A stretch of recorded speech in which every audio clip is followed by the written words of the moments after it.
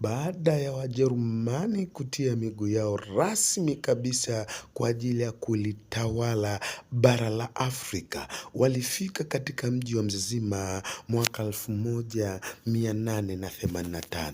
Ndipo walipokita kabisa mizizi yao na kuanza kusimika utawala wao. Wajerumani walipofika hapo, ndipo walipoanza kumpekenyua Bwana Sharifu kwa kuanza kuhamisha msikiti wake. Kumbe Wajerumani walikuwa na hila iliyojificha, wakatumia kigezo kwamba wanatanua mji wa Mzizima na wanaweka mji katika mpangilio ulio mzuri, kwa sababu wamekuja na ramani ya kisasa zaidi.